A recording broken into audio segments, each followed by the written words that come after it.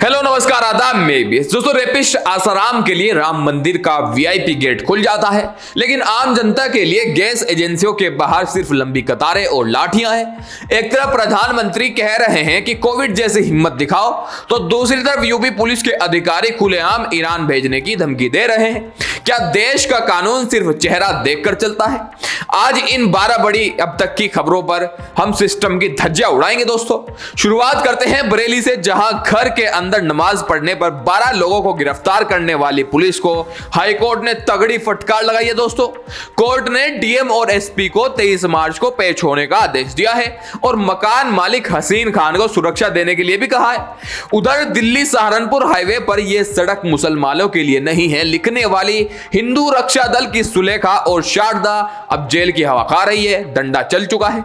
नफरत फैलाने वालों के लिए कानून का यह डंडा जरूरी है दोस्तों, लेकिन गाजियाबाद में जैशे मोहम्मद का स्लीपर सेल मिलना एक बड़ी चेतावनी है। एटीएस ने 6 संदिग्धों को गिरफ्तार किया है जो एक बड़े हिंदू नेता की हत्या की साजिश रच रहे थे।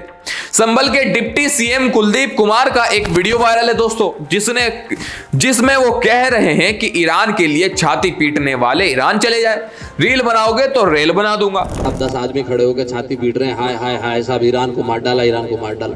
अरे भाई इतना वो है तो चले जाओ ईरान, और जो रील बनाने के चक्कर में ऐसा काम करेगा फिर हम उसकी रेल बना देंगे। इधर अयोध्या से एक ऐसी तस्वीर आई है दोस्तों जो देश का सिर जो है शर्म से झुका देगी। नाबालिग से रेप का दोषी और उम्र कैद की सजा काट रहा आसाराम शंकराचार्य द्वार से राम मंदिर में एंट्री करता है, वही गेट जिससे सिर्फ पीएम और सीएम जाते हैं। वहां वो ट्रस्ट के महासचिव चंपत राय को माला पहनाता है। चंपत राय जी, एक रेपिस्ट के स्वागत के लिए वीआईपी गेट खोलना क्या प्रभु राम की मर्यादा के अनुरूप नहीं है क्या? पूरा देश गैस की किल्लत से जूझ रहा है और सरकार की प्रेस कॉन्फ्रेंस देखिए, पत्रकारों को सवाल पूछने की इजाजत ही नहीं दी गई। Affairs and Ministry of Information and Broadcasting. Please note that we will not take questions in today's briefing. I would first invite प्रधानमंत्री कह रहे हैं 140 करोड़ भारतीयों पर भरोसा है, जैसे कोविड झेला वैसे ही ये संकट भी झेल लेंगे। साहब, क्या गैस संकट को भी आप आपदा बना रहे हो? कंगना रनौत कह रही है कि मोदी जी पर भरोसा रखो, वो मैनेज कर लेंगे। और प्रधानमंत्री जी का जो नेतृत्व है, सारा विश्व अभी देख रहा है कि हमारी कितने स्ट्रांगली, जब सब जगह जो है महंगाई बढ़ रही है, सब चीज़ों का जो है वो किल्लत हो रही है, हमारे देश में जो है हर दिन के दिन प्रोजेक्ट्स लॉन्च हो रहे हैं हमें। और मैं लोगों को यही कहूंगी कि प्रधानमंत्री श्री नरेंद्र मोदी जी में पूरा विश्वास रखें, और जिस कोविड के वक्त भी उन्होंने जैसे पूरे विश्व का नेतृत्व किया था, अभी भी वैसा ही होगा। हाँ, बिल्कुल वैसे ही जैसे कोविड मैनेज किया था दोस्तों। इधर सुधांशु त्रिवेदी जी की एक पत्रकार के सामने, संदीप चौधरी के पत्रकार के सामने तब एक्सपोज हो गए जब उन्होंने कहा कि राज्य सरकार एक्साइज ड्यूटी लेती है। 3 रुपए 58 पैसे जो एक्साइज ड्यूटी डीजल पर होती थी, 9.5 रुपए जो पेट्रोल पर होती थी, आपने लगातार 16 बार बढ़ाकर उसे 32 रुपए 80 पैसे और 31 रुपए 90 पैसे तक आप ले गए। आपको जवाब दे दूं, ये जो आपने कहा कि हमने 30-32 रुपए कर दिया, आपने, वो आपका मतलब कौन है? राज्य सरकारें 32 रुपए नहीं लेती क्या? बोलिए, सच बोलिए ना। एक्साइज नहीं लेती हैं राज्य सरकारें, वो बात लेती हैं। जी नहीं, एक्साइज आपने लिया। सुधांशु जी, झूठ के भी पैर होते हैं।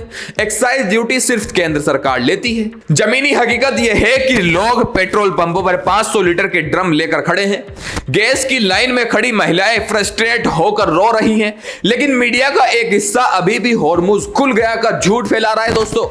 उधर सीतापुर में एक पाखंडी मौलाना ने बीमारी ठीक करने के बहाने महिला से छेड़छाड़ की। हम गेरहन मदरसे का झाड़ फूंक करवावे, हमारी भी तबीयत नहीं ठीक रहा है और छेड़खानी करे चले जाए कहीं। कुतुबुद्दीन मौलाना पैसा घर रहे, पैसा दे दी, सुल्ला कुछ कर ले हो, कुछ करे ना हम। शुक्र है उस स्वाभिमानी महिला का जिसने पैसा लेने के बजाय उस ढोंगी के खिलाफ केस दर्ज कराया। अपराधी चाहे बाबा हो या मौलाना, सबको जेल भेजो। एक तरफ ईरान भेजने की धमकी, दूसरी तरफ मुसलमानों के लिए सड़क नहीं वाले नारे, और तीसरी तरफ रेपिस्टों का वीआईपी स्वागत। ये सब मिलकर हमारे समाज को खोखला कर रहा है दोस्तों। जब रक्षक ही भक्षक बन जाए और सत्ता सिर्फ इवेंट मैनेजमेंट में व्यस्त हो, तो आम आदमी क्या क्या करेगा? क्या होगा आम आदमी का? क्या आपको लगता है कि संभल के उस पुलिस अधिकारी पर कार्रवाई होनी चाहिए? और क्या आसाराम का वीआईपी दर्शन मंदिर की पवित्रता पर अपमान नहीं है? अपनी राय कमेंट्स में बेबाकी से दें। जल्दी लौटूंगा बड़ी बड़ी अपडेट और छोटी छोटी वीडियो के साथ। जय हिंद।